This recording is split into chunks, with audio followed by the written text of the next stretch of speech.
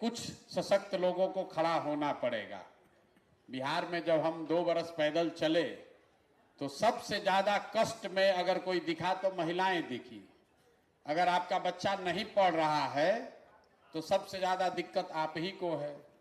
अगर रोजगार नहीं मिल रहा है तो आपके घर के ही बच्चे, आपका भाई, आपका बेटा, पति बाहर जाता है।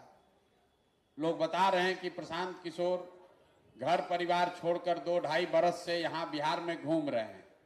हम अक्सर कहते हैं कि हम तो 2-2.5 बरस से अपना परिवार छोड़ के यहाँ रह रहे हैं।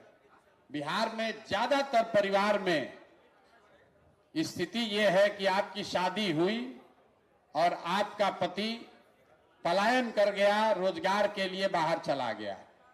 कोई छठ में घर में शादी विवाह पड़ा, छठ हुआ, दिवाली हुआ तो 10-15 दिन घर आता है, फिर सालों भर बाहर ही उसको रहना है।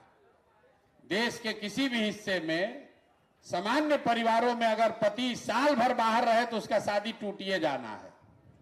ये सिर्फ बिहार में ही संभव है कि महिलाएं 20-20 साल तक अपने पति के साथ उनको नहीं रहना है। और लोगों को लगता है तो जीवन की सच्चाई है, भैया कमाना है तो बाहर जाना ही पड़ेगा। ये बहुत बड़ा कष्ट है, कोई इसकी चर्चा नहीं करता है। आपकी शादी हुई और जब तक आपका पति, उसका शरीर थक न जाए, बूढ़ा न हो जाए, तब तक वो बाहर ही कमा रहा है। आपका बच्चा जो जवान है उसको पढ़ने के लिए बाहर ही जाना है। अगर आपके बाबूजी बूढ़े हो गए तो उनको दवा के लिए बाहर ही जाना है। ये जो पलायन का दंश है, ये सबसे बड़ा दंश है।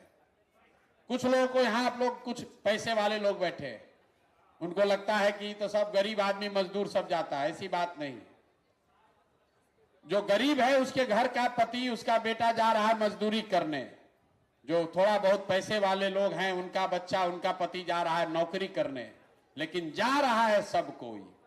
गांव में शायद ही कोई ऐसा हमको गांव मिला है जहां पर जवान लड़के आपको रोड पर मिलेंगे। अगर 100 लड़का गांव में है तो 10-15-20 गो बचा है।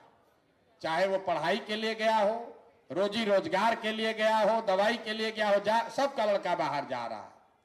इसलिए जरूरत है महिलाओं को जागृत होने के लिए, खड़ा होने की। अगर बिहार में स्थिति परिवर्तन होगी तो सबसे बड़ा फायदा बिहार के महिलाओं को होगा।